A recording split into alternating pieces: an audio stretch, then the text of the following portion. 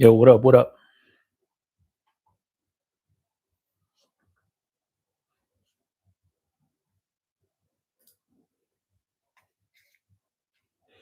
What's happening? What's happening?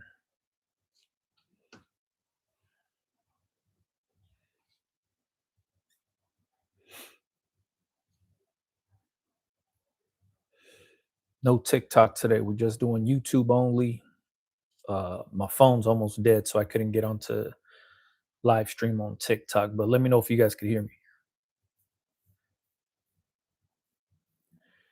Kathleen, what's happening? Everything's good on my end. Chilling, getting ready for impressions next weekend. Um, Outside of that, doing the same old, same old. Just trying to work on some new things, picking up new hobbies. That's about it. How you doing today?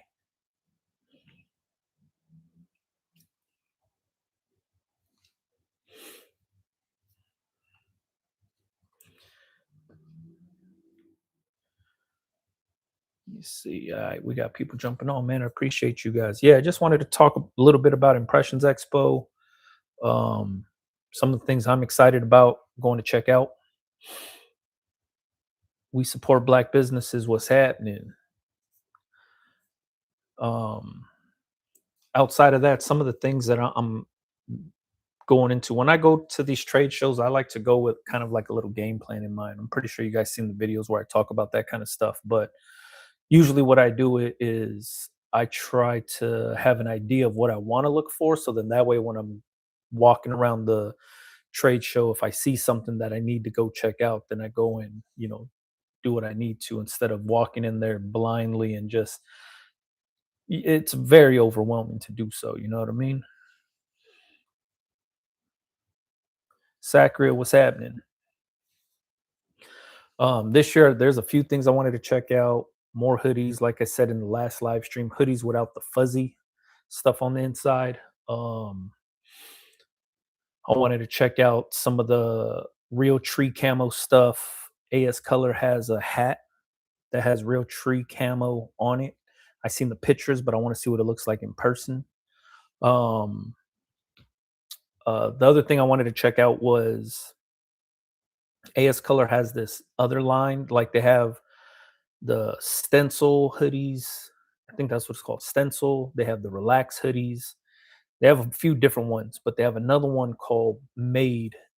There's only like a few colors that they offer, but the heather gray crew neck looks dope as hell on the picture. So I want to go check that out in person. And I want to see if I could compare the Made with the relax and then kind of see the two differences or see which one feels better to myself. G6 Customs, what's happening? This is a fan question. I've been dying to ask. You smoke? Um, Personally speaking, um, I don't. You know what I mean? I hang out with a bunch of people that smoke and stuff like that. But yeah, me, I drink and that's about it. G6 Customs, what's happening, man? Getting ready for next week. Roblox Kid, any tips? Tips on t-shirts, man. MM Customs, what's going down? Easy Street said, "What? Yeah, man. I used to smoke when I was younger, not too much anymore. Um, just drinking." Richard Anthony, what's happening? And I gotta say, like, I don't drink like I used to either, man. Like, I drink beer. There's a ton of breweries around here, so I drink a lot of different beers. Like a hazy IPA guy. Like, that's my beer of choice. But yeah, I'll knock back beers with anybody. You know what I mean? Like when I go to impressions, man, that's what I'm doing. I'm walking around, I buy beer, and I just kind of cruise around. Easy Street said it's part of my creative process, and as creative as you are, I just assumed that's what's up. Yeah, man. For a lot of people, that's the cheat code. I know a lot of tattoo artists that get down like that. Um, they smoke, get creative, and then they get to work. For me, I never used it as that, or I've never even uh tempted to use it as that. I used to just get sleepy, man. So um it would almost hinder the creative process for myself, you know what I mean? But everybody's a little bit different, you know what I mean?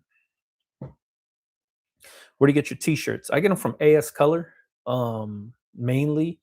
I also get them from Shockaware. I also get them from Smart Blank.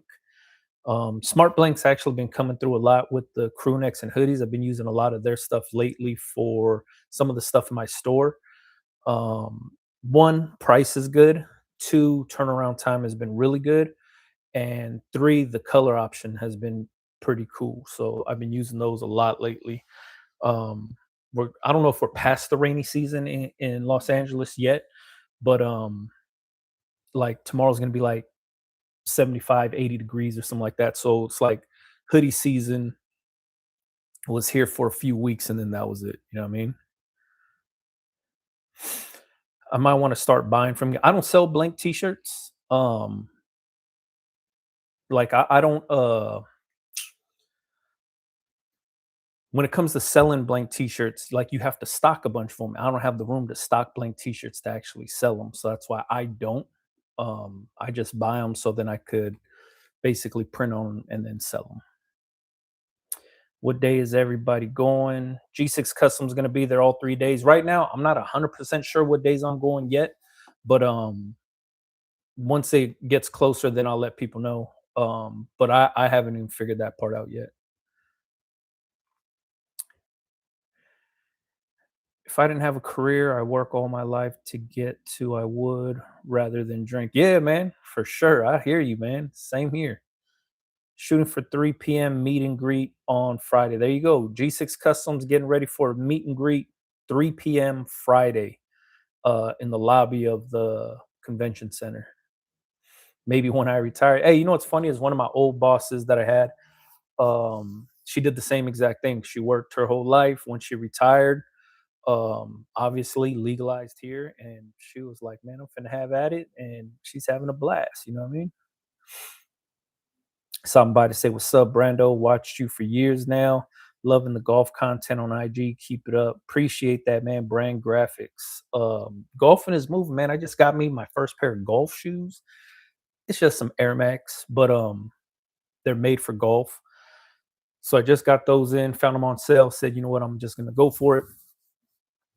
Haven't came around to like buying golf clothes yet, but golf shoes was the first start. I'm hoping I'm gonna try to get out there this week. We'll see. I also picked up well, I haven't picked it up, but I started running. I joined the Low Tide Run Club that meets up down here in Manhattan Beach, El Porto area. Joined them, started the run journey just to try to see. Well, I'm actually running a 5K Super Bowl Sunday, so I said I need to start working on running because I don't run whatsoever. Um, so got out there with them. Gonna start incorporating that into just things I'm doing. So picking up new hobbies, and everybody, there's like a lot of people that I know that run for fun. I'm not a run for fun kind of guy. Like running's kind of boring. It was a struggle for me this first time out with the run club, but I'm trying to see if I could catch that runner's high, what everybody talks about, where they're just running and they're having a good time. I used to complain about golf a lot because I used to be like, man, that's boring. I don't want to do that. I ain't trying to play golf. Once I actually started to learn how to play golf, it started to get better. So I'm guessing running might be the same way. So 2026, picking up some new hobbies. See what's going on? Golf and running. We'll see. We'll see what happens. If I stick with it or I don't. You know what I mean? Is Impressions Expo multiple days, and is the cost to get in? Impressions is 22nd to the 24th, Thursday, Friday, Saturday of January next week. There is a cost. I posted a video.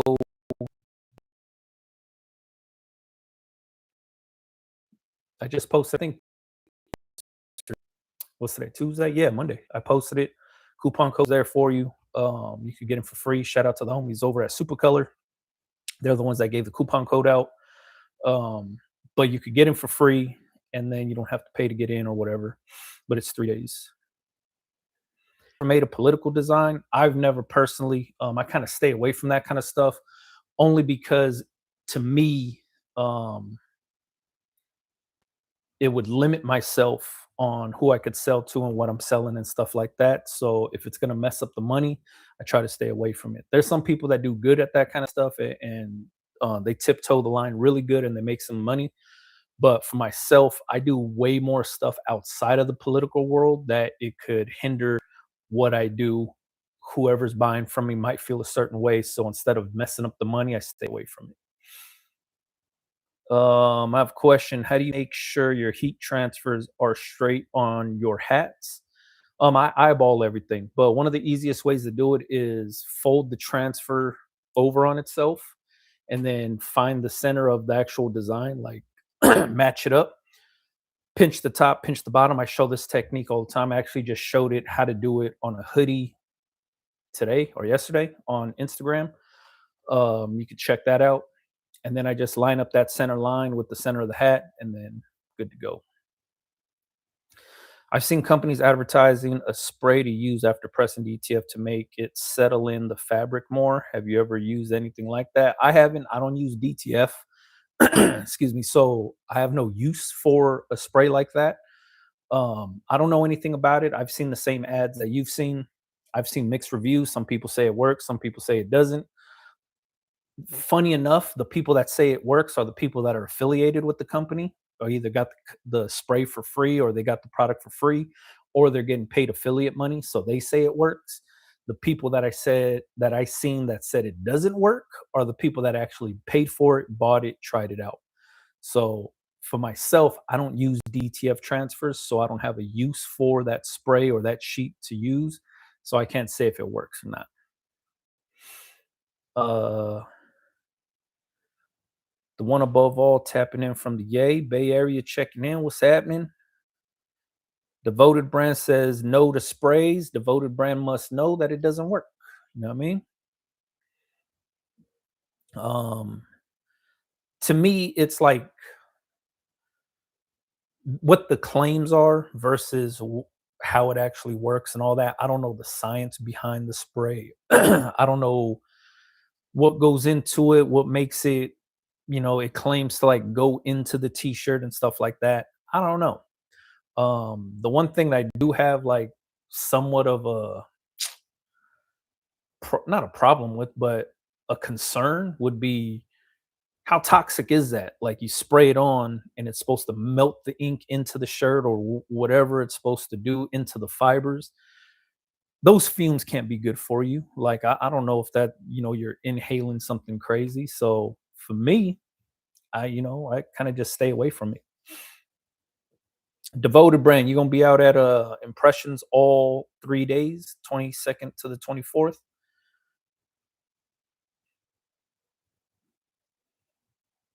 Seems like we got a bunch of people in here that's gonna be going to the Impressions Expo, which is dope as hell, man.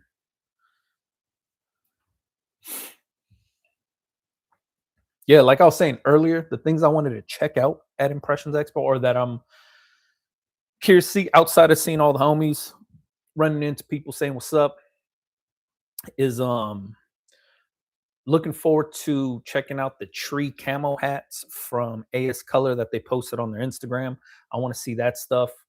I want to see it in person and I want to see what they look like in person. The other thing is their made hoodies and made crew necks. They look dope online, like the pictures look dope. The made heather gray crew neck looks clean and kind of up my alley, but I want to see what it looks like in person.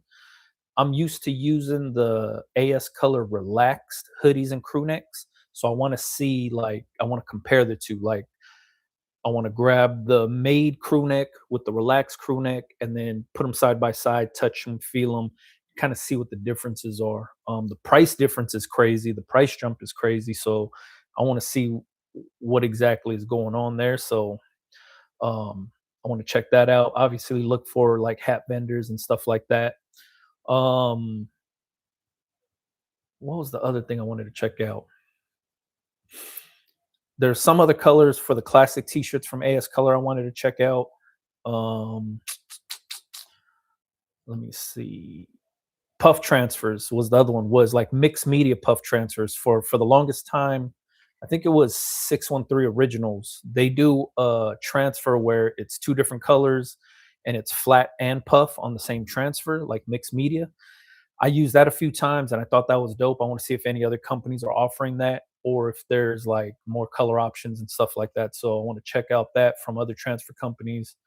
Um, I'm really thinking about going more into back to the old Plastisol single color transfer, screen printed transfers coming up this year for like some of the brands that I'm working with. So I want to try to get some of those samples in to see like, what transfers are looking like. Transfer Express, Howard, FM, who else are the ones that are offering 613, all the people that are offering like the actual screen printed Plastisol transfers.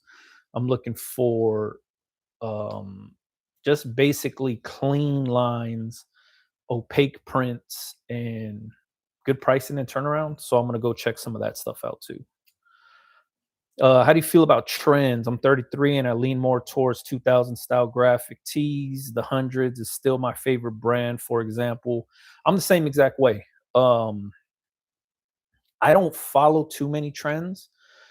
I just made a video that's probably gonna get posted next week, or if you're on Patreon, you probably already seen it. But it kind of just talks about trends that I see happening this year. One of them being straight leg sweatpants. That's a big one. Real tree camo is another one that's a big popular one where it's like t-shirts, hoodies, sweats, all that stuff in real tree camo. Unstructured hats is another one. Corduroy hats, nylon hats, polyester hats that have no structure to them. Very popular right now. But these are all trends. And I always go back to the days of if you don't catch the wave at the right time, you might get stuck with a lot of dead stock that you can't move. And the reason I say that is because like long time ago, especially if you're into like 2000s fashion and stuff like that, like this is like early 2000s, late 90s fashion when velour suits were cracking, right? Right before velour suits were cracking, denim suits were cracking. So if you were a brand or a clothing design, or if you're a clothing designer or a clothing brand or something like that, and you invested in all these denim suits, right? Matching jackets with pants, you invested in that. And then somebody in the hip hop world says denim suits are out, velour suits are in. Now you get stuck with all those denim suits that you can't move because it's no longer cool.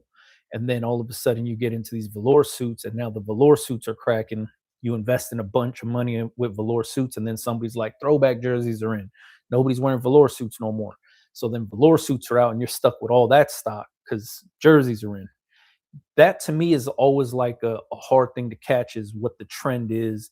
Like, for example, one that just happened not too long ago was a lot of people were wearing skinny jeans and long ass t-shirts that had like scoops on the bottom where it was like rounded at the bottom. Very weird t-shirt, but a lot of people got into it. And then out of nowhere, that shirt's no longer cool. So if you invested in those shirts, you have a fucking shitload of those shirts that you can't move no more. You know what I mean? Happens like that with hats. It happens with, a lot of different things in the clothing industry. It's like fitteds are cool, and then snapbacks come out, and then snapbacks are cool, and fitteds aren't cool no more. But then if you waited 10, 15 years, now fitteds are back. And when snapbacks were cool, it was like um, Tyler the Creator and the Odd Future guys started wearing Supreme camper hats, like the 5 panel campers. Now those are cool. Snapbacks are out because it was trendy, and then now it's not cool. And then Schoolboy Q and those dudes and the TDE dudes are now wearing bucket hats. Now bucket hats are cool, and campers are out. It when those trends and stuff like that happen, I'm always like, man, I don't know if I could catch the wave at the right time, so I don't invest in it. So I kind of just stick to what I like and what my customers are into. You know what I mean? And it's usually the regular, basic, classic shit. Black shirts, single color print, stuff like that. You know what I mean? Psalms said, just curious. I wanted to start a simple clothing company or clothing brand, and wondering if you have recommendations for me where I get good quality blanks, but won't break the bank here in Canada. In Canada, I have no idea. I've never had to source anything for Canada because I live in LA. So I'm not 100% sure who has blanks. One that you could check out is AS Color. They're dope. Um, Their prices might not fit your budget because I don't know what your budget is, but I also don't know what your gauge on quality is either. So for myself, this is what I would say to you is you could check out AS Color. They're dope. They have a lot of different options and stuff like that, but kind of get an idea of what type of t-shirt you want to offer. You know what I mean? Is it ring spun cotton? Is it fitted? Is it oversized? Is it pigment dyed? Is it, what is the collar supposed to look like? How does the sleeve supposed to fit? Those things is what you want to get a good grasp on. And then on top of that, who you want to sell to, and then know your customers so you're offering the right blank t-shirt to the right customer. Because not all blank t-shirts are the same. Not all blank t-shirts have the same customer. So you want to make sure you're using the blanks that your customers will like, so that way it makes the sell easier on you. Just starting up. How would I get partnerships, etc.? Don't even worry about partnerships. Partnerships to me are, I don't want to say a waste of time, but it's not worth the time that you invest into the partnership. What I would say is if you're just starting out, figure out your customers. Who do you want to sell your t-shirts to? Who are you creating designs for? Know your customers. You don't need a partner for that. You don't need an influencer for that. All you need to do is use social media, find the people you want to sell to. Knowing your customers is going to be the biggest part of this business that you will overlook every single time. You'll think you have a good grip on it, but that's what's going to make or break your business is knowing your customers. The people that don't know their customers create a bunch of products and then go find the customers after that, fail all the time. And the reason they fail all the time is because they don't know who they're going to sell those products to. If you do it backwards and you find the customers first, once you know your customer, now you design for that specific group of customers, and then you feed that group all the time. And now you know who you're going to market to, you know who you're going to sell to, you know who's going to be interested in your products. You just have to flood that group of people. But doing it backwards by creating everything first and then going out to look for the customers, very hard to do because now you're trying to force yourself and your t-shirts onto somebody that might not be interested in what you're selling. But instead, if you found somebody and you started creating things you know they'll be interested in, makes the sell easier. You see profits way faster. That's the easier way of getting into this business. Devoted said DM. I try to dig for it and check it out. How you doing, man? Thanks for all the gems. If I have plenty of designs but no followers, TikTok, I try to build followers, or should I just start my design? I don't care about followers. Move ahead. Followers don't matter in social media anymore. Followers used to mean something 10, 15 years ago. Ever since I would say the last 6 years, 7 years, followers don't matter.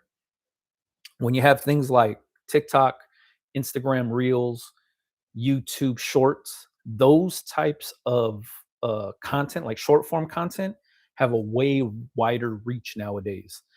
So if you just posted your designs and things that you're working on, the process on doing it, the concepts, the ideas, all that stuff, if you started posting that, you would reach a way bigger audience and you don't need followers. Followers no longer is anything chronological in social media. Everything is driven through algorithms. So the best way to do it is use these algorithms to your advantage by just posting short form content.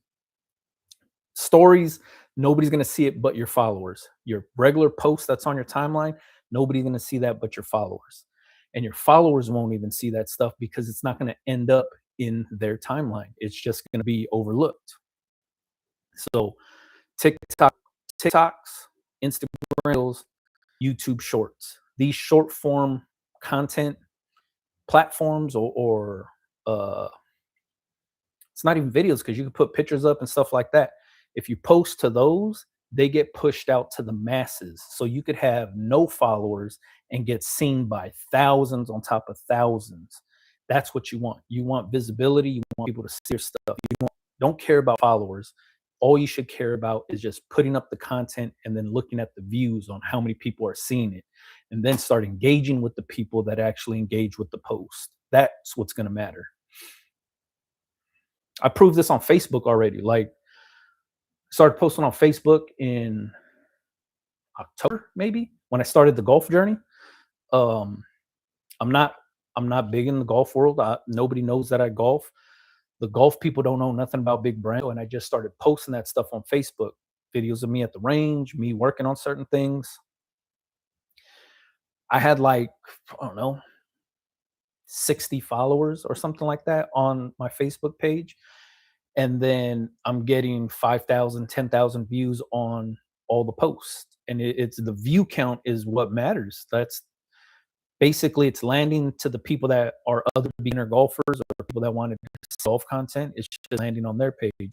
So if you're a graphic designer and you're trying to like get your work out there, that's all it is. Whatever the graphics are about, the algorithm is going to start shooting it out to the people that would have some sort of interest in looking at that kind of stuff. Um, Richard Anthony, I'm from Denver and I'm not happy with anything local when it comes to blanks. And I'm doing a lot of homework for online wholesale companies. Think I'm going to have to head to Dallas or Long Beach. Oh, for the Impressions Expo. If you can make it out to one of those, cool, man. You'll find so much stuff, or you'll get a chance to see a bunch of stuff, and then you'll get a chance to talk to these manufacturers and find out if they have distribution close to Denver or wherever you're from. That's all I do. That's one of the main questions I ask any manufacturer that's in the Impressions Expo is, do you guys got a warehouse in LA? Can I pick up the work? Like, can I pick up my job from you? And then they'll say, we got this here, we got this here, or no, we're not located in LA. And that kind of seals the deal for myself because I'm like, all right, if I can't pick it up, then I don't really want to get it. It could be a dope product, but if I can't get my hands on it as fast as I want to, no. And then that's when I found out that SNS, I think it's SS Activewear, they bought up like all the other third party suppliers. But those guys, they offer, I think they're out in Reno, Nevada. They offer like next day shipping. Like, say you spend $200, then they offer free next day shipping. And they carry a bunch of different blanks and stuff like that on there. So maybe looking at like sites like that might help you out. The Olympics is coming to LA in 2020. No, not 2026. I think it's the World Cup is coming this year. And then the Olympics come, I think, in 2028. Are you going to do Olympic design? I'm not going to do Olympic design. Uh, I did a Olympic tee for no reason 4 years ago and got picked up by some of my local stores. I didn't expect that. Hell yeah. For me, I'm not going to do anything. One of my homies is the one that created the music, like the anthem for the World Cup coming to LA. The homie DJ Flick, shout out to him. If he needed anything, I'd shoot it to him. But outside of that, you know, just gonna keep doing my thing. Let me see. What's up from Coachella? What's happening? Shout out to Coachella, man. Schultz, what's happening? Nice to see you all. I wanted to ask you, please, what DTF you are using for inner neck labels. I don't use DTF. I use Supercolor wearable transfers. Supercolor wearable is a screen printed transfer.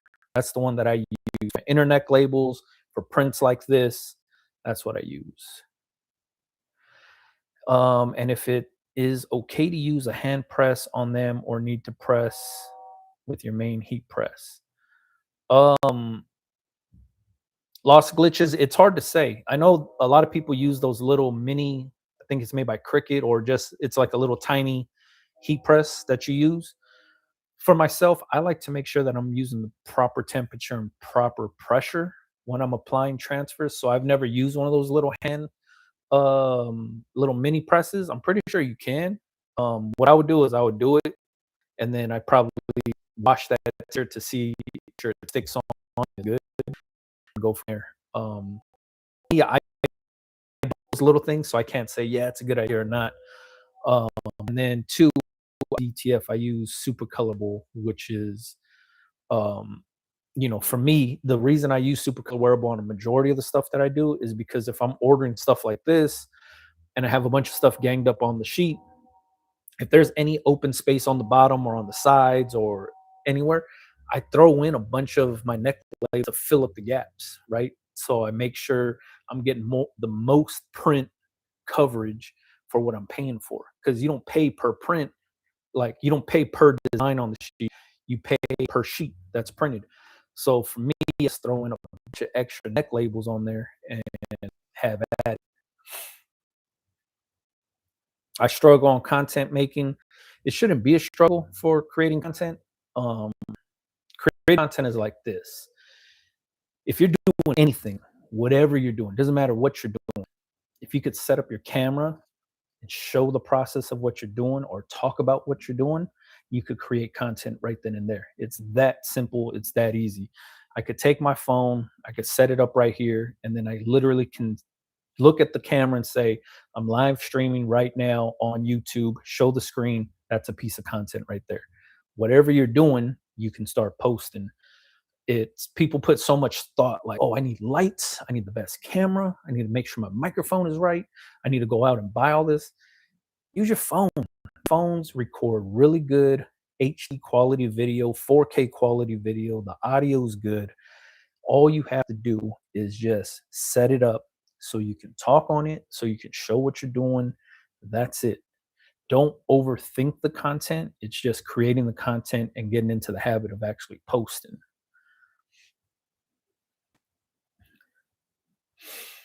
That's good to know. I'm finally going to start posting. The one above all, start posting, man. SNS is great. There you go. Devoted brand approved of SNS. They were dope. They're still dope, but they were dope when they were here in California in Santa Fe Springs because I could just drive and pick up my order.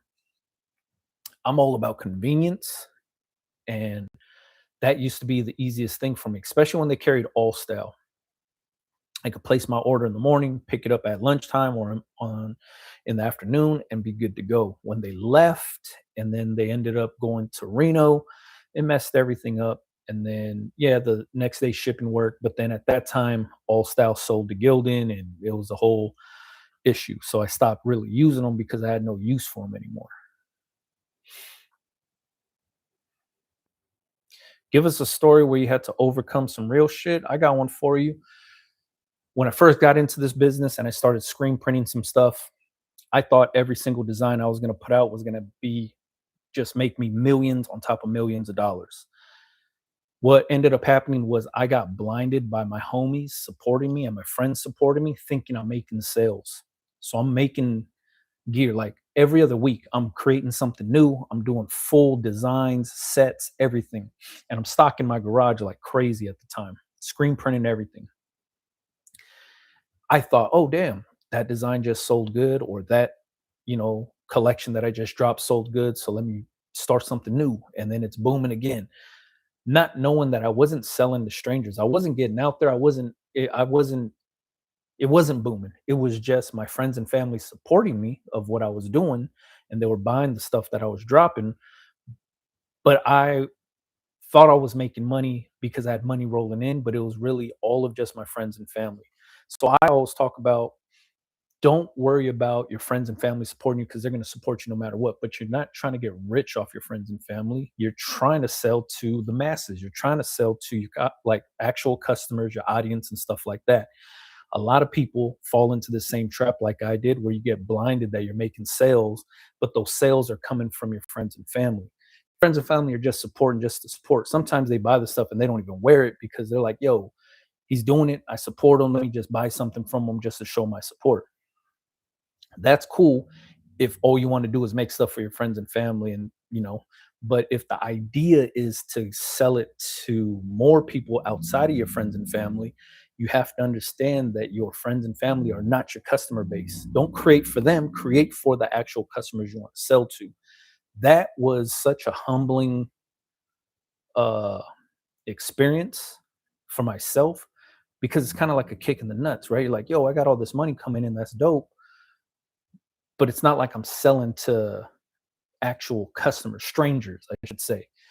It's my friends and family hitting me up, yo, I'm gonna get that shirt, or yo, man, you just dropped this, I'm trying to pick that up, or whatever it is. And I'm like, yeah, cool. People are buying it, but it's not people, it's your friends and your family. And then that's why now for myself, my friends and family, they support me, but at the same exact time, I give away so much stuff to my friends and family now because I felt like I was ripping them off before because I'm selling them stuff when I was just getting going because I was just trying to go through the motions. Now that I have an actual customer base and people are buying, like strangers are buying, now it's like paying it back because I'm just like, yo, you helped me when I was coming up, but now, I know you want to support me, but you don't need to support me. You know what I mean? And having friends and family being down enough to be like, yo, like I still rock with what you're doing, that's a blessing. You know what I mean? That's dope. I can't deny that. But at the same exact time, if I'm able, man, I hook people up all the time. Like, man, like during this Christmas season, when I was shipping out orders, like returning customers, if I seen like on Shopify, it'll say like this person placed this many orders, you know, throughout, I don't know, the last year or two or whatever. It'll say person's name and then it'll say like seventh order or something like that. If I see anything over one or two orders place, I was throwing in free shirts like crazy. Like, yo, last time you bought these, here's this one on me. And I was writing a little note thanking them for continuing to shop with me. I did that throughout the whole December of just giving people extra stuff or people coming to the store, return customers coming to the store. And we had a dope conversation the last time they were there. I'm throwing in free stuff for them too. It's just because now that I'm able to do so, to me, I feel like, I want to give back or I want to help out or I want to like show some love because they're showing me love. So now I do that, man, regularly. Regularly, I do that. To me, I think that's dope as hell. Um,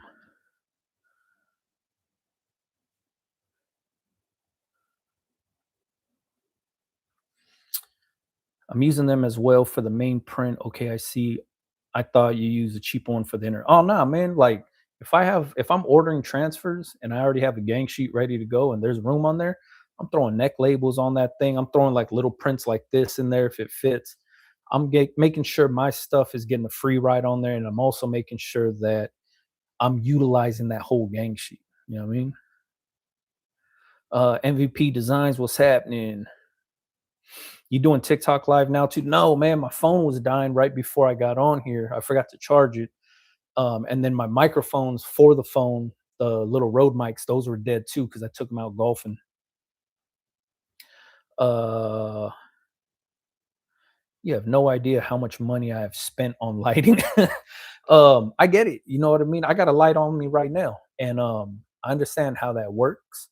But when it comes to like content, like short form content that I'm doing, I use my phone for everything. No lighting, just available lighting, and I'm just like boom, knocking it down. I have the little Rode mics that I bought.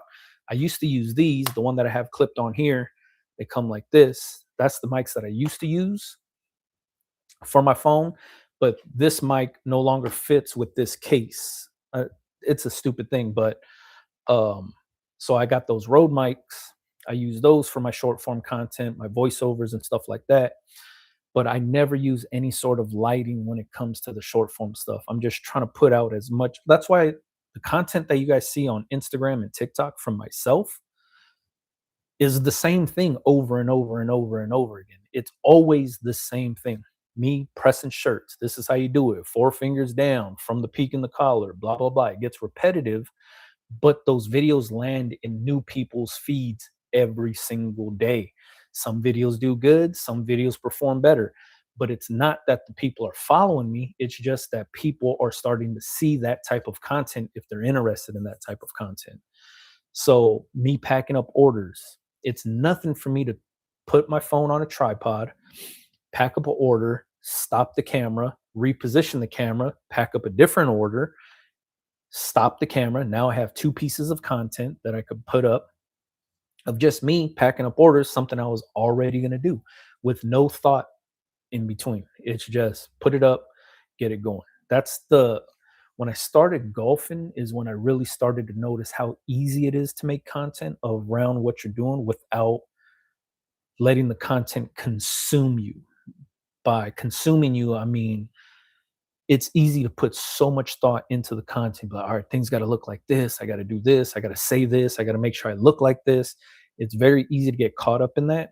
But if I'm only at the range for about an hour, I set the camera up and I probably film not even 10 minutes of that time of me swinging the golf club, and it usually takes me like an hour to get through like a bucket of golf balls. But 10 minutes out of the 60 minutes that I'm there hitting these golf balls, and I record 10, 12 pieces of content easily because it's chopped down to under a minute each video. And it's the same thing, me hitting the golf balls, boom, boom, boom. But it just kind of trains my mind onto, all right, let me just record this real quick and let me just show what I'm doing real fast. So I don't put that much thought into any of the content that I make. It's just what I'm doing at the time. And if I'm at the driving range, like I said, I'm going to start running. If I could figure out how to run and not sound like a fat ass running and talking to the camera, I'm going to do that just to show what I'm doing, because it's, to me, that's like the easy stuff to post. And it's just, it becomes a habit. Like you're just like, all right, it's a no brainer. Let me set my camera up real quick and boom, boom, boom. You kind of have to just get over that, like, oh, what are people going to think of me? Oh, is somebody watching me do this right now? How do I sound? How do I look on camera? Once you get over that and you realize nobody gives a shit about any of that, you just start flowing. And I'm talking about, when I say flowing, I'm talking about like there's just videos on top of videos in this thing. Look at all these videos of me wearing this same hoodie. These are all different videos. It's because I just said something different in these videos, and each video's 29 seconds. This one's a minute. This one's 49 seconds. This one's 58 seconds. This one's a minute. All of these are different videos that I sat down and said, oh, 5 minutes. Let me knock out these videos real quick. And now I have 1, 2, 3, 4, 5, 6, 7, 8, 9, 10 videos that I could post for the next 10 days of 5 minutes out of sitting down talking to the camera. So once you get into like that little groove of how it works and you get over that, like, I don't give a shit about what anybody's going to think about this, I need to just put it up, makes life way easier. Way easier. Fat Heck, what's going down? Schultz said, okay, maybe what I'm saying, I can make content. It's trimming it down to fit on social media. Oh, I see what you're saying. Comes down to meat and potatoes, really. I trim out so much stuff of what I say, the dead spaces, me saying a lot. I say using filler words. I cut all that out, chop it all down, and then I just want to get out the meat and potatoes of what I'm trying to say or explain what I'm doing to put it out. Will you be able to go live at the expo and show us around? I probably won't. Um, I won't probably won't live stream at the show. I'm gonna record a bunch of content, but I probably won't live stream from the show. One being, I don't want to just like walk around showing like with my phone, because people are just gonna get dizzy seeing this. Um, and then two, it's like I like to go to the show and meet the people also. So for myself, it's more about like me going out, meeting the people, saying what's up, getting a chance to like bro down with somebody. You know what I mean? Um, and giving the people, the conversations and stuff like that. That's kind of what I'm going there for too. Did you try paid ads? I've never tried any paid ads. I just don't know how it works. And this is how I see paid ads working: is you need a lot of money to back up your paid ads, right? To reach the audience that you want. Will it work? Yeah, if you dump a lot of money to it. But when you're like startup and you got like, let's say, extra $20 to spend on some ads, that $20 isn't going to pump those ads anywhere when you have somebody that has $3,000 pumping ads to that same audience. So now your ads get buried when the person with more money starts to kind of flourish, right? That's how I see it. So I was like, man, it's not going to work out. So I never got into it. And I might be wrong. I might be like making this shit all up, and I don't know what I'm talking about because I've never done it. But that's how I see it. To me, it feels like the person with the bigger budget is going to get seen more, and the person with the smaller budget is not going to get pushed to the right audience. Um, And maybe it doesn't work that way, but in my head, that's how it works. So instead of using paid ads, I'd rather just target my own customers by using social media the way social media was intended to be used, by being social and engaging with customers. And then that way it brings brand awareness to what I'm doing. I've been selling more on the bigger size. What do you think is a good size for 3XL to 5XL? These are some heavy hitters. That I have no idea. I have no ideas. If you're talking about design size, one, I don't know what designs you're making. So I can't say, yeah, do that shit 17 inches big. Like, what if the design doesn't even call out for that?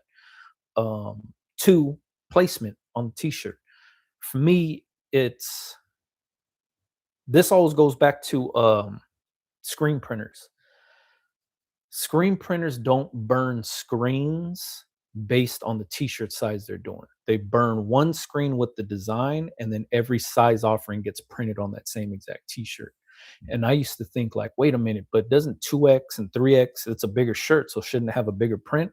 When it's worn on the body, it's a lot different. So I'm the worst person to ask like what design size should be on a 5X shirt because I have no idea. If you're selling to those people, I would ask those people. You know what I mean?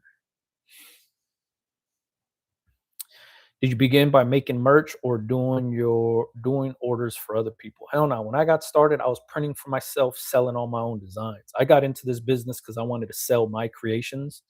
And that's what I started doing was I learned how to screen print so I could now put my lettering, my custom lettering that I'm hand drawing, that I was hand drawing on what is it called? Acetate or vellum or the transparency paper. I was just straight Sharpie onto the transparency, creating just as black as I could get it. And then I would burn the screen using those transparencies and then screen print from there. That's how I started because I wanted to sell my creations on t shirts. I didn't start printing for other people until later on. Once I got the process down on how to print and stuff, then I started printing for other people. Can I ask you, please, what do you think about the size distribution? I was about to place my first order of blanks, and I'm thinking how to break the ratio between sizes of the tees and hoodies. This is something that you got to figure out on your own. Who your target audience is, what the average size is going to be. How do you find out what the average size is going to be? This is what you do: buy one size small, one medium, one large, one extra large, one double X, one triple X, right? So let's say those are the size you want to offer. Just buy one of each, put them up for sale, and then as orders come in, say you sell size medium, you get the money from that medium that you sold. Now you buy two more mediums to replenish that. You start to build your inventory that way. Most people are like, man, I want to go out. I'm trying to buy 7 dozen t-shirts, get this business going. You do that, and let's say size small and medium don't sell. Let's say 3X doesn't sell. Now you wasted money on stocking up size small, medium, and 3XL when you should have wasted more money on size large, double X, and extra large. How you know that you're going to be selling large and extra large? By going small. Start very, very minimal. As things sell out, it looks good on your site that your shit's selling out. But then, two, all you got to do is now, if nobody buys nothing, you only wasted money on one of each size. If people start buying size larges, buy a large, sell it, buy two more larges, replenish. As anytime somebody buys a size of anything, take the money and buy two more. Somebody buys another large, take the money, buy two more. Just keep doing that to replenish what you're doing, and you'll start to build your inventory and you'll collect the data on what's your popular sizes. And then you know, oh shit, all right, now I know what to fucking order. I know what to buy. Have at it that way. That's the best way of building your inventory without breaking the bank. Exactly what you're thinking. You're having a hard time figuring out what sizes to order. If you don't know, don't guess. Buy one of each and let the people tell you what sizes they want. Another question: do you recommend Zelle as a payment option for your business based on IRS trying to audit businesses on Zelle? I don't use Zelle for anything like that. I process everything through Shopify. So yeah, I don't use Zelle. If you wanted to, go for it, but I don't. Um, you ever dropped anything like bags or accessories? Hell yeah, I've dropped bags, duffel bags, backpacks, no fanny packs, no side bags. I don't mess with any of those, but I did duffel bags in different sizes, different materials. I've done different backpacks. I've done what else accessories have I did? Hats and shit like that. Um Socks. I used to do socks like motherfucker, man.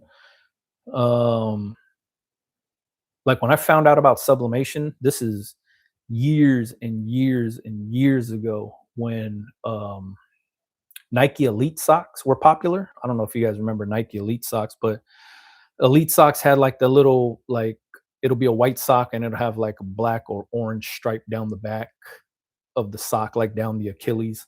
Very popular sock. What a lot of people didn't know is there was a lot of polyester in that sock, so you were able to sublimate on those. So what I would do is I would take those socks because they were already popular. I'd go and buy them, I'd hoard them, and then I'd sublimate on them and sell them. And I used to make a fucking killing on those. Doing sublimated Nike Elite socks was like an easy call for me. And this is how long ago this was when Elite socks were a popular thing. Um, then I started sublimating just on socks in general. But I remember the Elite days, that was kind of an easy call to make some money doing those. But yeah, I used to do all kind of stuff, man. Another question, ordering from SNS, I get my package and the shirts are wrinkled as heck. Do you press the whole shirt prior to pressing? No, I don't. I just press where I'm gonna be.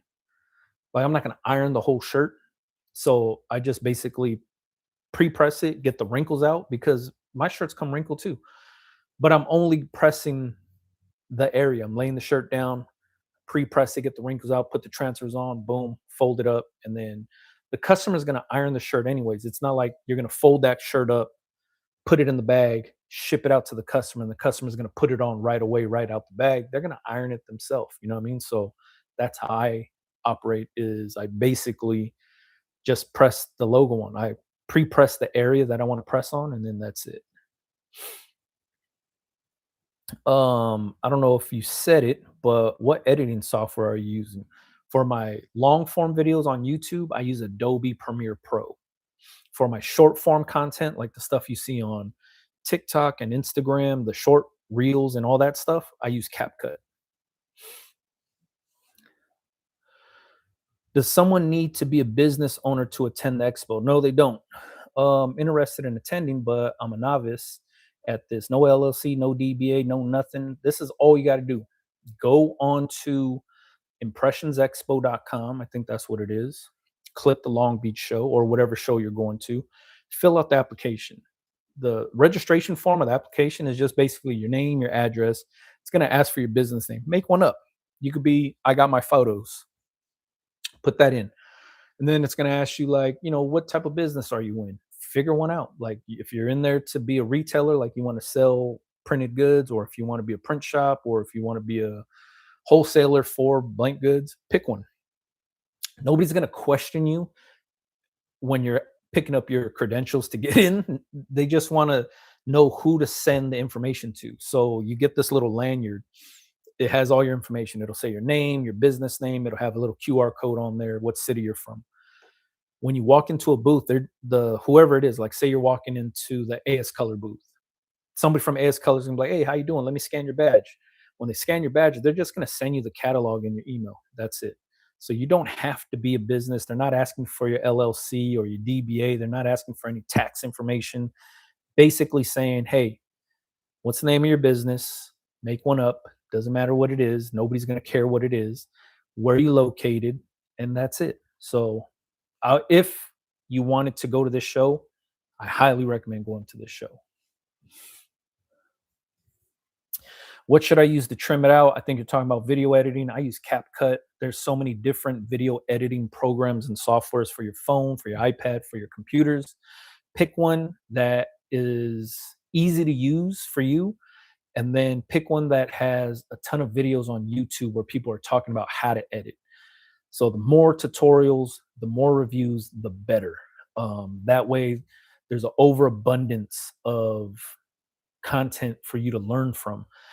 Works like this for any software. If you want to learn graphic design software, pick a software, go to YouTube, type that software in, and just type in tutorial for beginners. Anything of that sort where there's going to be a bunch of videos that pop up that'll say, this is how you use Photoshop, or this is, how you use Photoshop to make t-shirts, or beginner Photoshop 101, or whatever it is. There's going to be a million videos. So pick the softwares that have a bunch, or softwares or apps.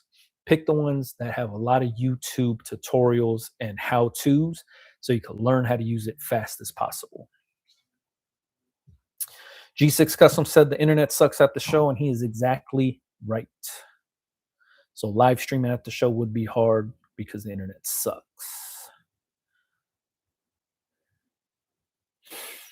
It's Tuesday. Oh man, what's up, everybody? Coach Matt, what's happening? Big B. Is there a difference on quality on DTF between hot peel and cold peel? Nah, it comes down to production. It's like whatever adhesive they're using, maybe it releases better with like the inks and the adhesives that they use on the film require cold peel or hot peel. Everybody uses different inks, everybody uses different adhesives, so you just go based on what the printer says works best for them. But it's just basically comes down to production. For me, I use hot peel because it's faster for me to press, peel onto the next shirt instead of press, stack up the shirts, and then go back and peel them all after, if that makes sense.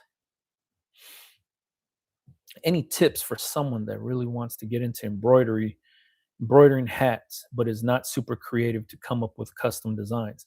Hook up with a graphic designer, preferably a graphic designer that's also embroidery digitizer. That'll be a good combo. If you're a think tank, like you have good ideas, but you don't know how to bring them to life, that's where the graphic designer comes into play. But let's say that you don't have a creative brain and you don't know of anything, then being an embroiderer, shit, you could just basically let people give you the designs and you embroider it for them. Then you don't even got to think about nothing.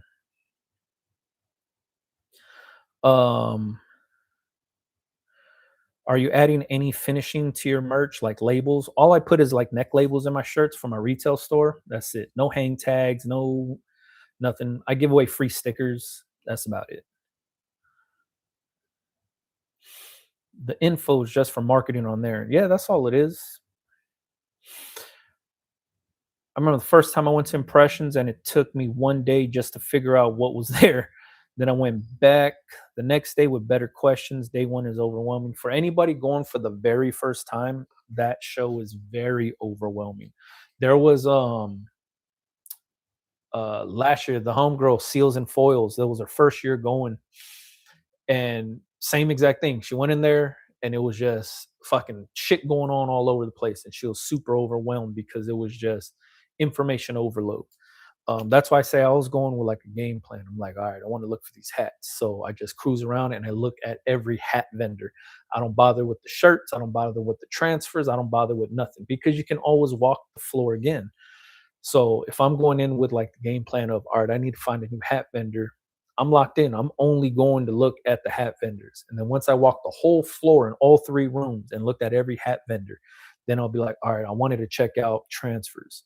So I go to every transfer company now, boom, boom, boom. I walk through again and I talk to every transfer company. So that way I ask the right questions. I'm focused on what I want to do. If you're going for all 3 days, first day, cruise around, see what's there. Second day, go in with the game plan of you want to go and zero in on all this stuff. Third day, you go there so you could really get the detailed stuff of the picks that you really wanted, if that's how you wanted to play it. But if you're going for one day, walk that thing, have an idea of what you want to look for, check out those things, and then walk it again. Do laps around that thing. That way you could ask the right questions and stuff. But it is overwhelming. There's machines going off, there's music playing, there's people everywhere, there's cameras everywhere, there's a million content creators around over there. There's going to be people that you see on YouTube. There's going to be people that you've been talking to on social media that you never met in person. There's going to be people from forums and Reddits, and all that stuff is going down at the same exact time. So like I said, it's information overload. It gets overwhelming, but at the same exact time, it's kind of exciting. You know what I mean? You're walking around, you're seeing new stuff. every time I go to this show, it sparks an interest in me on things I want to create, like new shit I want to get into. And I'm like, yo, I want to try to get into this or I want to do this because now you're exposed to something new that you had no idea about. You know what I mean? So it to me, it's always like the light bulb moment. You know what I mean? Like something goes off, like, oh shit, that's dope. I want to kind of offer that or I want to get into that. Or you see something like, yo, it only costs that much to get into this. I want to do it too. That's how it works. Let me see.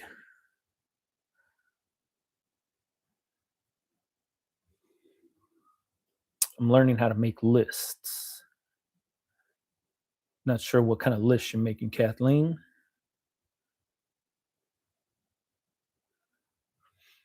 Brandon, should we do the meet and greet in the back where the arena's at? Yeah, like I think they do. Like they have like food trucks and stuff back there. Could do that. I don't know exactly what day I'm going yet, so I'm not 100% sure if I'm going to be there Thursday or Friday or Saturday. But I'll let you know for sure. Weed is legal in Colorado, so those are the type of shirts I'm trying to sell. But I also have some sportswear shirts. Any advice? Pick one. Don't try to do both at the same time. Put your energy into one thing. Get that one thing off the ground and rolling, and then start to venture off and start branching off. But when you try to do a bunch of different things at once, you're spreading yourself too thin, and you're not giving each thing the right energy that it needs to get off the ground. So before you can take over the world, take over your city first. How do you suggest we compare the different transfer samples we get at impressions? I come out of that place with bags of samples. I usually use FM, but I'm interested in checking out others. This is the way I do it. I always give this example. So, like, let's say I get a sample pack from FM, and then I get a sample pack from Transfer Express, right? I'll go through, check out the samples. Usually it's like this size, right? It's like small little samples. They give you like a Ziploc bag with a bunch of them in there. So, like, let's say they only give you like two of the athletic formula, two of the vintage formula, and two of their DTF or something like that, right? So, you only get two chances of each to test them out. So, what I do is I take that shit and then I cut that motherfucker up and I try to cut it up into like 8 pieces. So now I have 8 chances to test out that transfer. And then I do this. This is the t shirt. Here's the 8 pieces of transfers that I cut out. And then I'll test them out at different temperatures, right? So this one will be at 300. Like, let's say they recommend 310 seconds. So I'll do 300, then I'll do 310, 320, 325. And then on this side, I'll go cooler. Like, say I'll do 290, 295, 280, 285 on one t-shirt. That's how you get the most out of your testing out your transfers without wasting the transfer that you're testing out. And then the reason I do this is because I throw it in the washer machine. And when I throw it in the wash, I machine wash it, machine dry it a bunch of times. And then I'll be like, oh shit, 300 peeled up, all of these low temps peeled up, but then let's say 310 worked perfect. I'll circle that one. I'll write that down so I know anytime that I use that transfer that I just cut up into 8 pieces, test it out, 310 for 10 seconds is the best for my press and what I do. Um, that's how I do it. So when you come home with all these samples, now's the time you got to put the work in. Now's the time that you got to actually, do the research and be like, all right, let me try these out.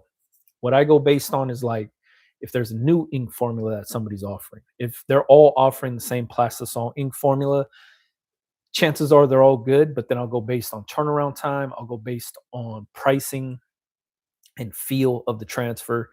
And then where they're located, if they're far from me, if they're close to me, if they could get it to me in a timely manner, then I go based on that kind of stuff too. That's usually what I do. You still now I was never down with TKO. I've never used them. You're like the fourth person that asked me that, but I've never used TKO transfers, man. Anyone in the chat where I can get custom tape to put on martial arts belts. There you go, man.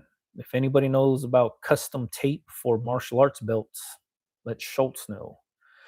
Just looked at the floor plan for Long Beach. Looks like a full house this year. Hell yeah, that's dope.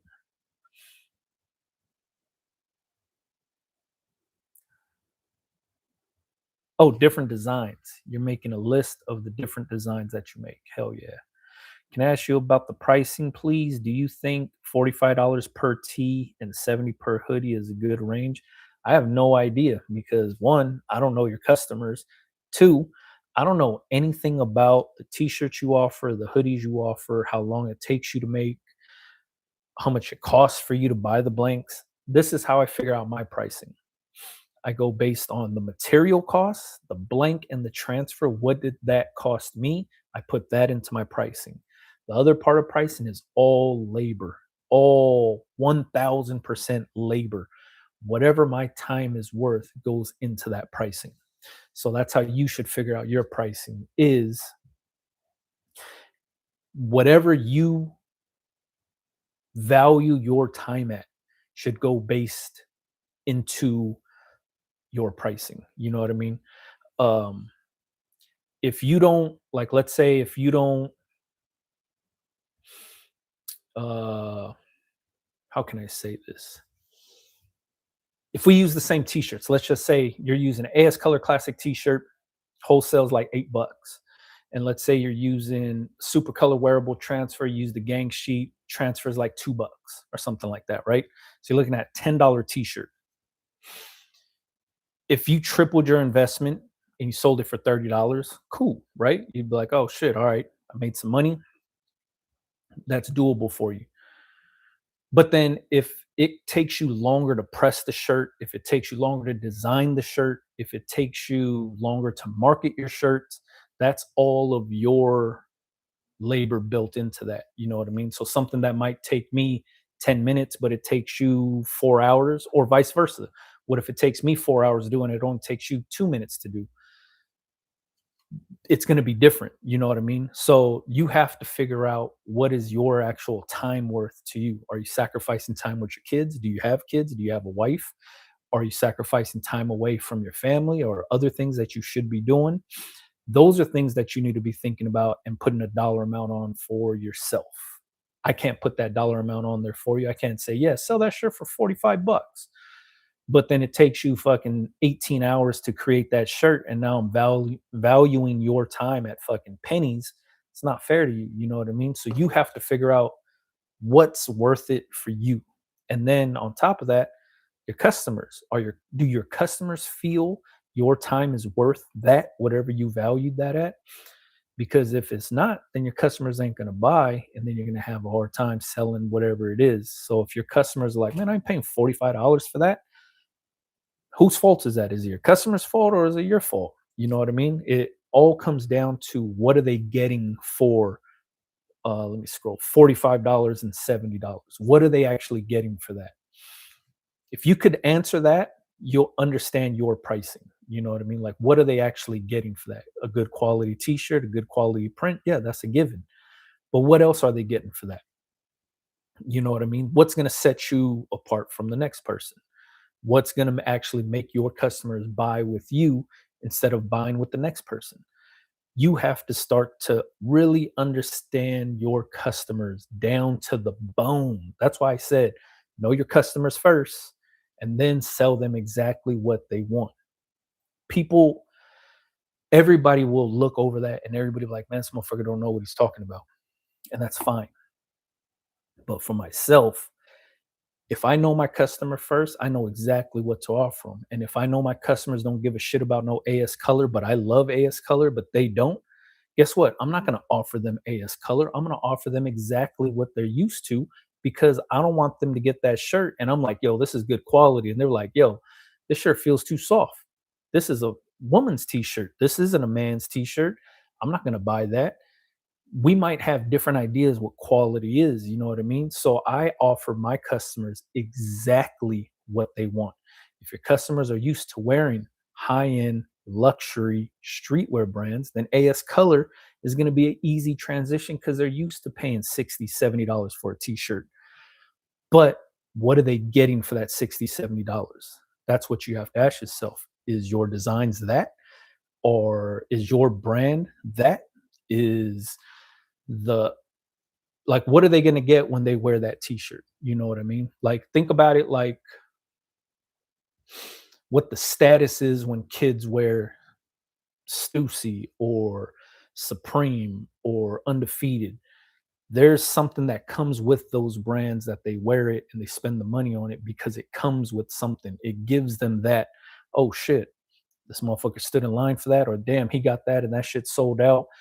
That's what comes with that. You know what I mean? So that's why they put those price tags on those products, is because they understand what comes with that brand on their back, if that makes any sense. So always remember, like, the time you put into the shit, the materials that you like use to make that, and then the time that you put into it, like your actual labor.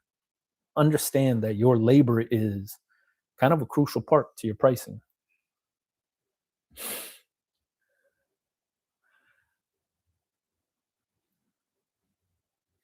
Maybe I meant Transfer Express. I want to check out Hot Split Goof Proof. Yeah, man, I get transfers from everybody. Howard, um, FM, Transfer Express, 613 Originals,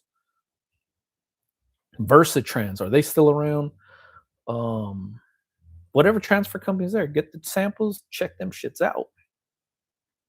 And then you might be like, yo, I can't even lay down hot split or goof proof. And then you're like, but I know I could lay down FM, so let me go back to FM and keep using them. You know what I mean?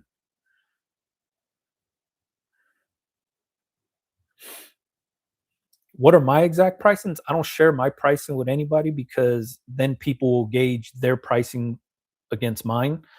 And that would be one, unfair to you. And then two, it also kind of like it creates this weird thing where like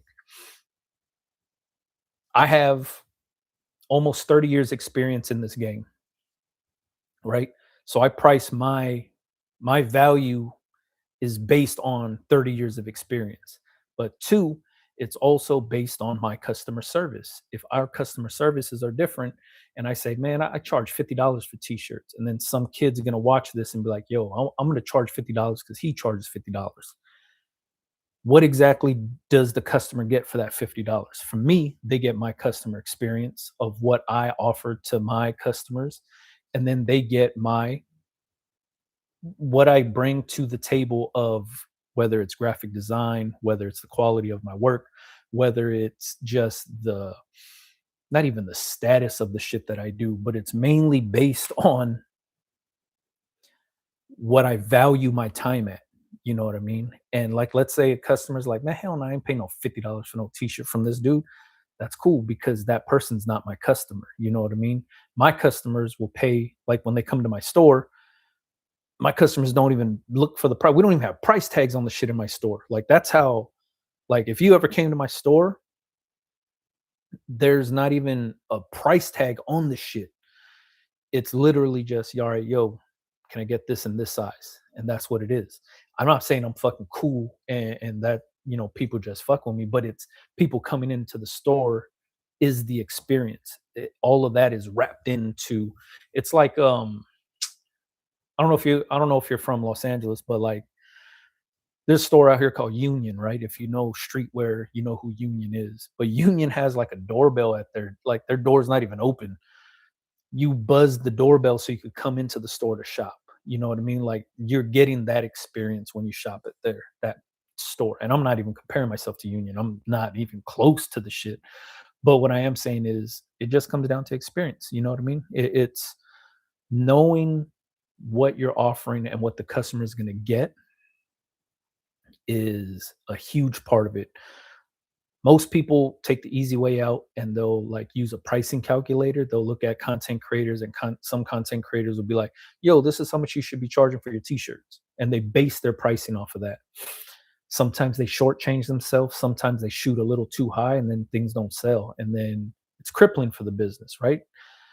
So knowing what you're comfortable doing, like when I sell retail stuff, if I could triple my money, I'm doing good. If it cost me $5 to make a t-shirt, I could sell the shirt for $15 and win all day long. That's a no-brainer. I don't have to sell it for $80 because the next person's selling for $80. If I could triple my investment, then I'm in the money. You know what I mean? If it costs me $10 to make, if I sell it for 30, I'm doing good. You know what I mean? I don't have to sell it for 40. It's just how the shit works out. Most people don't agree with that. Some people do, and some people don't bother to try to increase their profits and increase their margins by like sourcing different blank t-shirts and stuff like that, right? Like I was talking about AS Color. If a customer's not down with AS Color, what other blank would I use? But I can offer like a AS Color block t-shirt, which is like a standard fitting t-shirt. And that t-shirt's only $3, right? So I could offer that $3 t-shirt with the same $2 print from Supercolor. And now I had a t-shirt for $5 and I could price those at $15 all day long and kill. And then a customer might look at $15 like, oh, that's a cheap ass brand. I'm not gonna shop with them. That's not my customer. My customer is the one that's gonna see the $15 and be like, yo, that's why I fuck with this brand. It's knowing who you're selling to is how you're gonna be able to really justify your pricing, if that makes any sense. And it probably didn't make no sense because I'm thinking about it now. It probably sounded like I was just talking in circles.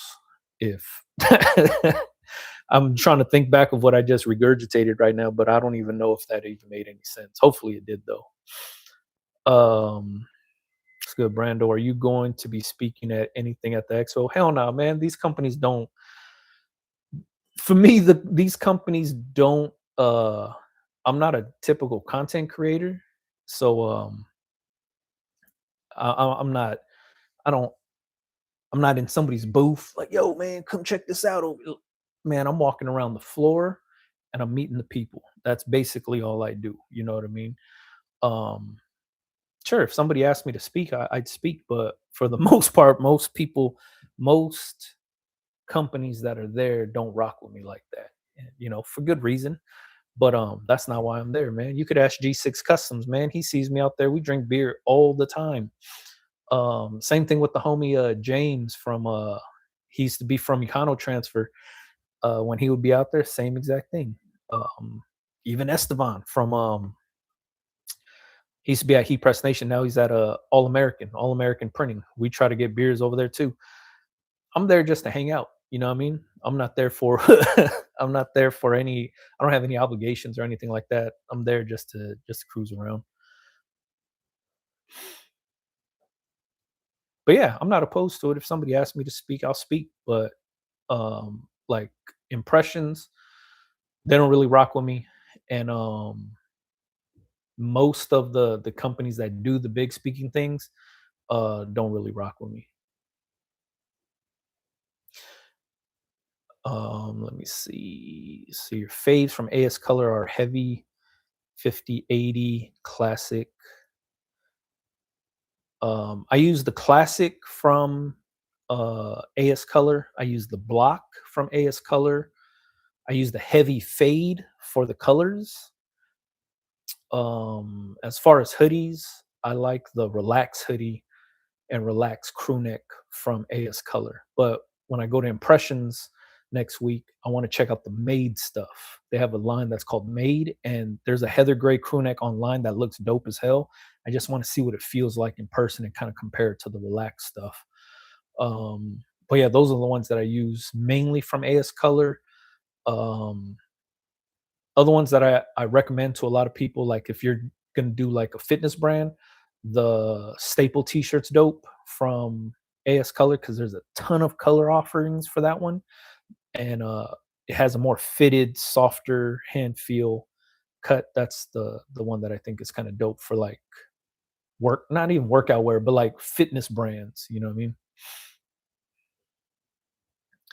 In the beginning, just to get customers and perhaps return business, should I sell my merch for cheaper just because it's the rodeo?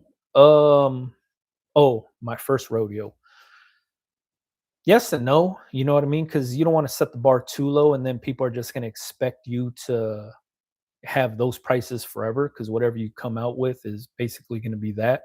And let's say you build up a really good customer base at a really low rate, like low cost, where you're kind of selling yourself short, or if not, you're just barely breaking even. That's not a good business model. They're going to expect those prices forever. And then the moment that you raise the prices, be like, well, that was just because I started, but now that I'm in business, my prices are doubled, they're gonna be like, hell no, I'm not gonna shop with you no more. What happened to the old prices? That's just how customers work. You know what I mean? So I wouldn't say that's a great idea, but you have to operate the way that you feel is going to be best for you and your business. Compared to when you started, how long does it take you to press a shirt?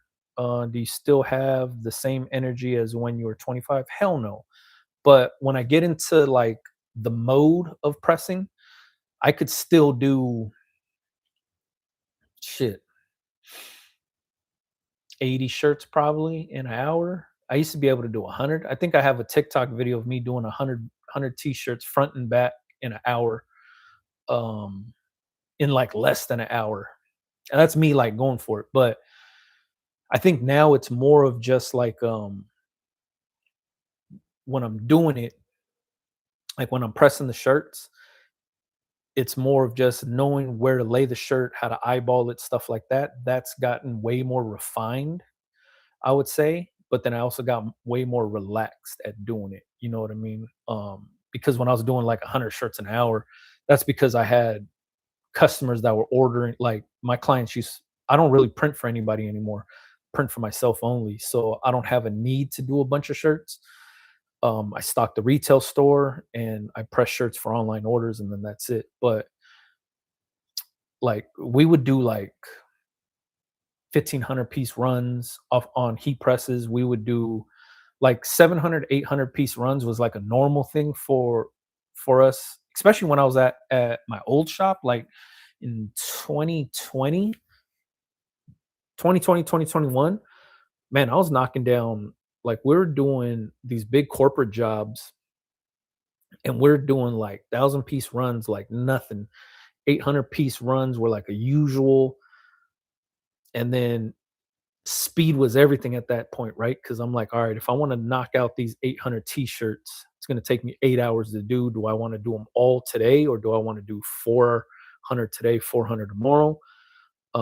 It all depended. So at that point, it was all about efficiency and just being fast. Now I don't print for people anymore. I just print for myself, where I kind of just cruise along, you know what I mean? But like I said, my eyeballing and where to lay the transfers and stuff, that part got way faster because now it's like muscle memory, I guess. I don't even, I wouldn't even call it muscle memory. It's just kind of second nature now. I know, like, all right, this looks crooked or this feels straight. And then I just like bang it out, boom, boom, boom, put the transfer down, press it, prep the next shirt. I'm already ready to go, if that makes sense. I hear you. I was about to say, can't forget the tall boy. Yeah, man. Cruise around, drink a couple beers, and hang out. It's usually what I do at impressions. Meet the people, do some research, um, check out what's new. You know what I mean? You know what I do a lot of, and um, I find it funny, but I don't think a lot of other people do. Is like when I see other content creators that I know out there, like doing interviews, they're on camera. I'll fuck their whole shoot up, man. I'll come up behind them and just, or I do this shit a lot. Like if I see somebody, especially like Stan, I do this shit to Stan Banks all the time because that dude's like a celebrity superstar within this thing, right? He's on this stage, he's on that stage, he's like moving and shaking throughout the whole expo. I don't know if he's gonna be there this year, but every time I see him, man, I'll be the first one to like just shout out. Like, say if he's like on a panel, like, yo, can I get your autograph? I say shit like that and to troll him and just mess around. But I do that to everybody, man. Same thing like T-shirt buddy, A Dub, I do it to a lot. Mike Tees. I think Mike Tees is going to be out here next week too, so I'm gonna try to get him on a podcast because I want to interview that dude. I was on him and Seek had a podcast. I forget the name of it, um, but they had me on. This is probably like a couple years ago. Um, but outside of that, I wanted to get him on because he came out to the store not last year, but the year before, maybe. Um, chopped it up, and I didn't have nothing ready to like um get him on or anything. But now that I have the new format for the podcast, I was like, yo, man, I got to try to get him on. But yeah, I'm out there just cruising around like everybody else, man. Let me see. James will be there walking the floor. Hell yeah, that'll be dope. just ordered some transfers from Supercolor and they hooked it up. They're great. Thanks for the recommendation. One, that's dope as hell. Two, I like when people I don't care what transfer companies you guys use. I don't care if you use somebody I use or you use somebody that I don't use, doesn't matter. What I like to hear is when somebody gets into this business and they're using transfers in general, means they have a heat press, and that means our industry is growing. And I love hearing that when somebody's new to the business, they just got a heat press, they ordered, transfers from whoever, and you don't even have to use the same heat press I use, but just knowing that our industry and community is growing, every time somebody gets a heat press, the shit grows. It only benefits us. It benefits us because now companies are going to understand that there's a big need for it. There wasn't this big of a need for heat presses and transfers fucking 10 years ago. You know what I mean? The heat press was looked down upon for so many years. And now that the heat press is fucking DTF is taking over and the heat press is a fucking staple in screen print shops now, there's no fighting against it. And as an advocate for the heat press and the home creator and stuff like that, man, I love it. You know what I mean? So hearing people place their first orders and stuff like that, I appreciate it. Thank you. But also thank you for starting your business and getting into this industry with us. Let me see. G6 Custom said Stan Banks is not. He's on the GPX tour. Oh, he's on the Graphics Pro Expo. I think that's what it's called, right? Graphics Pro Expo. That one comes to Long Beach too in August. But sounds like Stan's part of that one now. So hell yeah, man. I told you that guy's like a super celebrity. He's fucking everywhere. 80 to 100 an hour. Damn. Thanks for all your info, man. It really inspires me. In 2026, I'm gonna make more moves for myself. I really appreciate what you do and how you help us out. Hell yeah, Coach Matt. I think this is, I think, and might be a cliche thing to say, but 2026 for a lot of business owners is going to be the not make or break year. It's like a expansion year for a lot of people. It's going to be most people, not I'm not saying you exactly, but most people started their businesses in 2020 during the pandemic and they're figuring out how to make money and they fell on videos like mine and Stans and all these other content creators out there, and they all started their businesses around 2020 or sparked the interest in it, and then throughout the years started building. And I think now we're so far away from the pandemic in 2020 and stuff like that, that now people are really starting to hone in the business and how to scale and what's sustainable and what's not and stuff like that. So I have a good feeling that this year and next year are going to be pretty big years for business owners that got into this and started, and now they're kind of getting, their feet wet. Their feet's not wet anymore. You know what I mean? People are now starting to figure out what works for them, what doesn't work for them, and how to grow.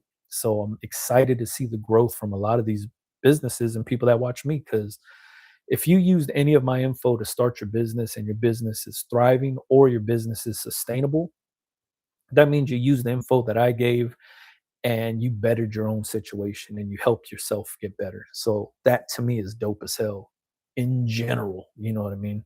I think it's dope as hell. Let me see. Most likely moving it to the back arena area. Hell yeah. Jay Miko, what's happening? I hope the arena has cold beers. I believe they do. I think right when you walk into the arena, there's like a big bar when you walk through all those doors. And then I want to stay towards the back where the food trucks are. I want to say there's like a full bar there. I might be wrong, but I want to say there's like a big ass bar right there. Definitely. We are now doing UV DTF gang sheets. G6 Custom is an all around print shop, one stop shop. So if you were looking for stickers, UV DTF, you're looking for basically anything print related when it comes to like the sticker world, G6 Customs where it's at. 100% on that. A lot of us are just beginning to create and we take notes on all this info. Really appreciate it, bro. You taking the time to school us beginners. Not a problem. This channel has been built around helping people out get started. I don't even consider people beginners. I always consider people like somebody looking to better their situation, right? And it's That's the one reason why you're looking into starting a business and you even think about selling t-shirts, is because you're like, either you don't like your day job, or you're like, I need to have like another revenue for income, or you're a creative and you're like, I need to figure out how to make money off this creativity. And you're just basically trying to better yourself, better your life, better your situation, whether it's getting out of debt, whether it's buying a home, whether it's fucking buying a new car, or the goal is to leave your day job, whatever it is. As long as you're bettering yourself, I'm doing my job and doing my part, and you're doing your part by actually applying the info that you hear from me to your business and killing shit. That's all it is, man. You get out here and kill the shit. It works, man. It works. I'd like to add to your mantra, know who your customer is. For me, I found success by creating designs that I would wear, and that is working. Hell yeah. Do you know what? When I very first started printing t-shirts, and this is with screen printing, when I first started, I only used to buy extra large t-shirts because in my head, I would always say, I like this design, and if I can't sell it, I'm just gonna fucking wear them all. You know what I mean? So I would just print a bunch of extra larges, see if people liked them, and if people would ask, like, "Hey man, could I get a large or double X?" Then I print those up. That's how my idea for controlling my inventory started, is back when I was a screen printer. Because I'd be like, man, it'd be way easier if I could just do this, knock it out easier without having to clean screens and reclaiming, can do all the whole process for screen printing. And then when transfers and heat presses came around, I was like, oh, that's my answer. I could control my inventory. I don't got to pre-print nothing. As orders come in, I can just bang them out. But it started with me just ordering a shitload of extra large pro clubs, because that's what I used to wear, and thinking in my head, I made this design, I like it. If I can't sell any of these shirts I printed, I'm just gonna wear them shits myself because I like the design. That's how it worked. You know what I mean? Rod's Pack, appreciate you for watching. Thanks for jumping on. I appreciate you and everything you do for the culture. I got a lot of good game from you, and I'm looking forward to 2026. Dago's in the house. Shout out to San Diego for one. Shout out to you, man. Thanks for even watching. And I used to say this all the time in my live streams, and this is back when people used to hate the way I talk. They hated the cussing. People didn't like the way I talked, and I used to say, I make these videos and I speak like this to the people that speak like me. If you understand what I'm talking about, or you understand the ideas that I have, or my business mentality, if it makes sense to you, these videos are made for you. You know what I mean? If you went to school for business and you're like, man, this motherfucker doesn't know what he's saying, or that's not how you do things, or that's not the correct way of doing it, these videos aren't for you. These videos are for the person that don't want to listen to a polished up video of somebody trying to tell you how to do something. A lot of us aren't school learners. You know what I mean? I'm not. I have learned, like, I literally had a learning deficiency growing up. I learned by observation and I learned by listening. That's how I learn, right? I don't learn by reading a book. I don't learn by doing schoolwork and homework and repetitive shit. I don't learn that way. But if you show me how you're doing something and you talk to me in normal English the way everybody speaks, I'll listen. You know what I mean? So that's why when I started this channel, there were so many polished YouTube channels on how to sell t-shirts and make t-shirts and transfer talk and blah blah blah.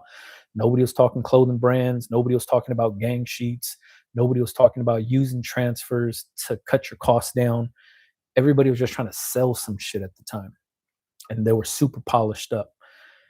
I thought that was corny, and there's no way I was learning from that. So I was like, man, let me get on here and talk to the people that talk like me, to kind of give you like some regular English on how the game works. And then that way we'll try to help more people like myself.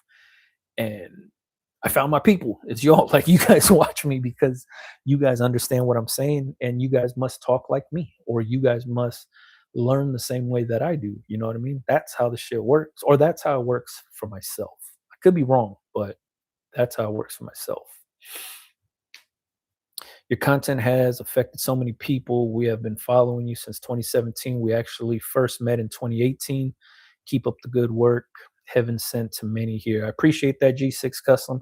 Man, I'll tell you like this. In 2018, Um, I did a giveaway for a hat press. I was giving away my own hat press, like the one I use. I was giving that away, and G6 Customs was the first one to win the shit. Um, but they lived up north, and so I was like, "Yo, I'm just gonna send you guys one." Long story short, it didn't work out with the heat press company. They didn't want to not sponsor it because I was willing to pay for it, but they didn't want to be involved in it because not a lot of people knew who I was back then on YouTube, and they didn't care about me, and they didn't think what I had going on YouTube had an impact on the community. Fast forward, now the company works with me and stuff like that, but back then they didn't give a shit. So I ended up buying G6 Customs out of my own pocket, hat press, because they won the raffle. You know what I mean? And that's when I started to really get a sense of the community around what I was doing and building at the time. And yeah, the shit's been cool, man. And then I was there when G6 Customs won his Mamaki printer in a raffle at Impressions Expo. He got into the sticker business by winning a free big ass printer to print stickers. I was there. I was standing right next to him when they called his name. Shit's dope. And then boom, G6 Customs off and booming. Now they're doing UV DTF stickers. They're doing regular stickers, die cut stickers. Shit's shit's moving. You know what I mean? So if you're at Impressions and you see somebody raffling something off, enter the raffle because I seen somebody actually win, and it was G6 Customs.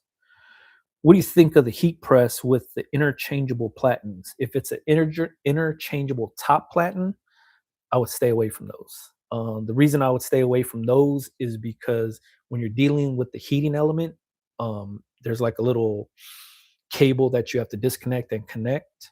Those things could start to get fried after a while. So I would probably stay away from those. But if it's interchangeable bottom platens, those are cool because you're not messing with the heating element. Now you're just messing with the bottom platen on what you could lay down on there. That's just my own personal opinion. I've seen a lot of people go for the ones that like it does hats and mugs and shirts and all this different stuff.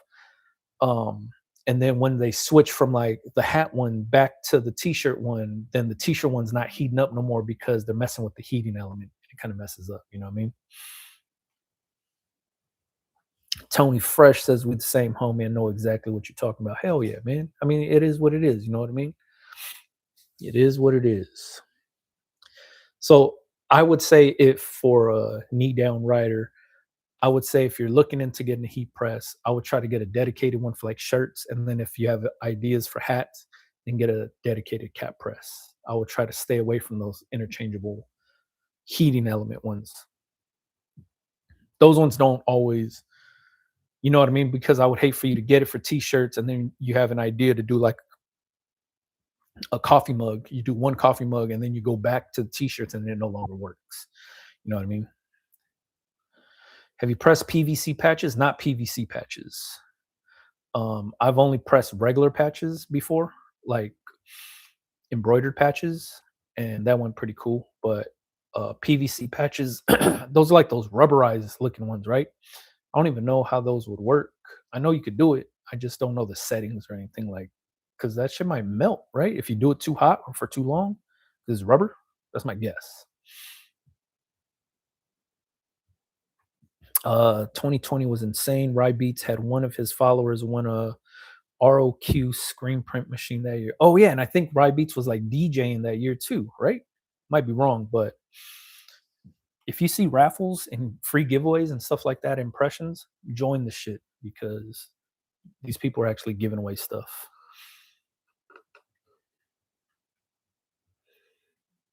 All right, let me see if anybody else got any more questions, man. Shoot them out. If not, I'm gonna get up off of here. But if you're gonna be at impressions next week, hope to see you there. G6 Customs. Make sure you follow G6 Custom Designs. He'll be there all 3 days. But then also he will also be doing a big meet and greet. We did one this past year, this last January, and it was dope. Doing it again.